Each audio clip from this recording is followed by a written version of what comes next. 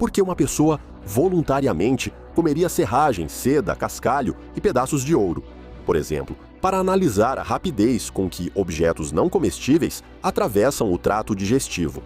E o fato de que o ouro foi o que passou mais rápido, o fisiologista Frederico Hetzel descobriu há quase 100 anos. Ele, claro, não está sozinho. Experimentos em si mesmo foram, por séculos, uma das principais ferramentas da ciência, e muitos deles podem parecer insanos. Vale lembrar, por exemplo, os testes dietéticos do médico William Stark, que no século XVIII, em busca da causa do escorbuto, foi gradualmente eliminando diferentes alimentos até morrer de desnutrição. E aqui está um exemplo do nosso século dos TikTokers. O blogueiro Zeroed morre após um desafio de jejum de 40 dias. Nos próximos 16 minutos, você verá os experimentos mais controversos que os pesquisadores realizaram em si mesmos. Reunimos variados tipos de aprofundamento, duração e nível científico dos experimentos, deixando o mais interessante para o final. No entanto, veja por si mesmo. Aqui cada um vai encontrar algo para se surpreender. Então vamos lá. Há 70 anos, antes do experimento de Bombard, buscas por sobreviventes de naufrágios no mar eram interrompidas após uma semana. Acreditava-se que era inútil continuar, pois não restavam sobreviventes. E depois desse experimento, milhares de vítimas de naufrágios foram salvas, graças à experiência adquirida e ao fim do limite mortal de uma semana. Que experimento foi esse? Em 19 de outubro de 1952, o médico francês Alain Bombard partiu do porto de Las Palmas, nas Canárias, em um bote salva-vidas inflável padrão. E esse médico maluco só pisou em terra firme depois de 65 dias, chegando à ilha de Barbados. Ao todo, o barco de Allen percorreu cerca de 6.000 quilômetros. Ele tinha consigo um baú lacrado com comida, caso o experimento desse errado, e antibióticos. Antes da grande viagem sozinho, ele fez uma viagem menor de teste com um companheiro. Por fim, ele iniciou seu experimento, que naquela época, sem navegadores e telefones, era suicida. No mar, ele manteve um diário detalhado, que incluía muitos indicadores médicos para entender como o corpo funciona em um regime tão extremo. A maior questão no meio do oceano, em latitudes quentes, é onde e como conseguir água e como perder menos dela. Bombard encontrou várias maneiras de obter esse líquido precioso. Ele bebia água da chuva, condensação da vela e das laterais do barco, e linfa fresca dos peixes que pegava. Também é possível beber pequenas quantidades de água do mar, mas não por mais de 5 ou 6 dias para evitar intoxicação por sal. E além do peixe, é preciso coletar plâncton. Isso pode ser feito com uma meia. Ele é nutritivo. Não a meia, claro, mas o plâncton. Ele contém muitas substâncias úteis. Hoje em dia, o plâncton provavelmente já contém muito plástico. Mas, para sobreviver, isso será apenas um tempero. No final da viagem, Bombard estava coberto de feridas purulentas. Sua pele começou a descascar em pedaços e ele perdeu algumas unhas. Além disso, perdeu cerca de 25 quilos, mas seguia vivo e até relativamente saudável. E o baú com comida permaneceu intocado. Este exemplo evidencia o poder do conhecimento. Afinal, para os náufragos que leram ou ouviram falar sobre Bombard, isso salvou suas vidas. Dormir é apenas um mau hábito. É assim que começa o artigo do arquiteto americano Robert Fuller, que já em 1943 propôs otimizar a vida, dormindo de uma forma incomum, 30 minutos a cada 6 horas. Na verdade, na natureza, o sono polifásico é um fenômeno comum. Diferente de nós, muitos animais não dormem a noite toda, mas sim em períodos curtos, alternando com outras atividades. Acredita-se que um dos tipos de sono polifásico, 15 minutos a cada 4 horas, foi usado por Leonardo da Vinci para aumentar sua produtividade. Em 1936, o artista suíço Francesco de Host testou esse método em si mesmo. Ele suportou o experimento de 48 dias com bastante disposição, chegando ao 10º dia aos mesmos intervalos de sono de 15 minutos de Leonardo. Em 2005, outra pessoa, o famoso blogueiro Steven Pavlino, testou o regime de Fuller em si mesmo. Durante 5 meses e meio, ele dormiu aos pedaços, por 2 a 3 horas por dia, sem deixar de fazer suas atividades habituais, como dirigir. E ele dirigia. Mais alguma coisa? Não, ele não seguia o estilo de vida saudável, mas jogava pôquer à noite no cassino de Las Vegas. As 2 experiências mostraram que o organismo se adapta rapidamente à mudança dos biorritmos. Mas com a produtividade, a situação é mais complicada. De qualquer forma, o artista Jost, ao contrário de Da Vinci e Fuller, não criou nenhuma obra-prima durante o experimento. No fim, como Steven Pavlino, ele desistiu do sono polifásico. Mas, aliás, não foi por vontade de dormir mais, e sim porque dormir pouco acabou não sendo muito conveniente em um mundo onde todo mundo vai dormir à noite. A fundadora da empresa de biotecnologia BioViva, Liz Parrish, decidiu testar em si mesma 2 tecnologias anti-envelhecimento, desenvolvidas sob sua liderança. Uma injeção de inibidor de miostatina, que retarda a perda muscular relacionada à idade, além de uma terapia revolucionária com telomerase. A ideia dela é, por meio da introdução de um vírus modificado em um dos cromossomos, alongar os telômeros, segmentos de DNA cujo encurtamento está associado ao envelhecimento e a doenças degenerativas. A própria Parrish afirma que durante o tratamento rejuvenesceu 20 anos. Os telômeros no sangue dela se alongaram durante 6 meses de terapia, aumento equivalente a 20 anos. Porém, há 2 problemas. Primeiramente, não se sabe se a redução dos telômeros causa o envelhecimento ou é apenas um efeito colateral. Em segundo lugar, o aumento de cerca de 9% nos telômeros, no caso de Parrish, está dentro da margem de erro das medições.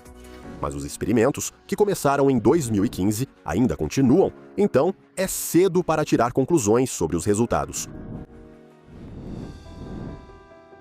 Experimentos são algo comum para o jornalista A.J. Jacobs. Certa vez, ele seguiu rigorosamente todos os princípios de um estilo de vida saudável durante um ano inteiro. Em outro momento, ele agradeceu pessoalmente a todas as pessoas, sem as quais não poderia aproveitar seu café favorito pela manhã. Do vendedor em uma loja de Nova York até o mineiro no Canadá, que extraiu o minério usado para fabricar o metal da sua cafeteira. Mas o experimento mais ousado dele foram 30 dias de honestidade radical. Essa prática de autodesenvolvimento foi criada pelo psicoterapeuta Brad Blanton, que acredita que a principal fonte do estresse psicológico que nos persegue é o fato de estarmos sempre mentindo e nos desdobrando para agradar os outros. Quer uma vida mais simples? Seja brutalmente honesto. Segundo as regras do experimento, Jacobs precisava dizer a verdade a todos, independentemente das pessoas ou circunstâncias. No seu livro Notas de uma Cobaia, ele escreve honestamente que, ao final da primeira semana, mal conseguiu reduzir a quantidade de mentiras em apenas 40%. Mesmo assim, a verdade não facilitou a vida dele. Muitas pessoas, diante da honestidade, também se tornam mais honestas. E isso nem sempre é agradável. O experimento teve que ser interrompido, porque, se continuasse, isso custaria ao Jacobs, primeiro, a demissão, segundo, alguns hematomas, terceiro, um processo judicial por comportamento inadequado e, em quarto lugar, o divórcio da esposa. O que você acha que ocorre após uma dieta dessas? O diretor de cinema, Morgan Spurlock, não ficou pensando, ele decidiu simplesmente testar em si mesmo e filmar tudo.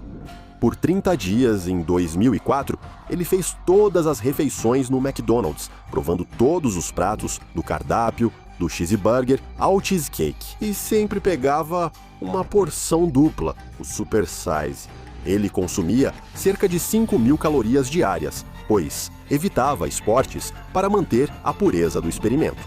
Os resultados são chocantes. Em um mês, ele ganhou mais de 11 quilos, começou a sofrer com mudanças de humor, disfunção sexual e problemas no fígado. Para perder o peso ganho e se recuperar, ele precisou de mais de um ano. Uma coisa boa, logo após o lançamento do filme dele, Super Size Me, a empresa McDonald's parou de vender porções duplas. Legendas: James Hamblin não toma banho há 5 anos. A água da casa dele não foi cortada e ele não é louco. Além disso, ele é médico e até professor na Escola de Saúde Pública de Yale. Só que ele, assim como alguns outros médicos, acha que o ser humano moderno toma banho com muita frequência. Ao tomar banho com sabão, a gente não só remove a sujeira e o suor, mas também parte dos micro-organismos, e junto com eles, a gordura natural da pele, que protege contra infecções e alimenta as bactérias benéficas. Hamblin decidiu ver o que aconteceria se desse ao corpo a chance de voltar ao seu estado natural. Em vez de tomar banho todos os dias, ele passou a fazer isso a cada 3 dias, e depois parou completamente de usar produtos de limpeza. O experimento, que começou por curiosidade, virou estilo de vida. No fim, nada de grave ocorreu. Pelo contrário, a pele ficou mais limpa e menos oleosa. E quanto ao cheiro? No início, sem sabonete, foi preciso aguentar um pouco. Enquanto os micro-organismos da pele se adaptavam, o corpo tinha um cheiro forte e desagradável. Depois, o ecossistema da pele se equilibrou e, segundo Hamblin, ele não cheirava nem bem nem mal, apenas como uma pessoa. Se em agosto de 2013 você estivesse na margem do lago Eyasi, na Tanzânia, poderia ter visto um homem de bermuda, deitado de costas, pedalando no ar como se estivesse em uma bicicleta imaginária.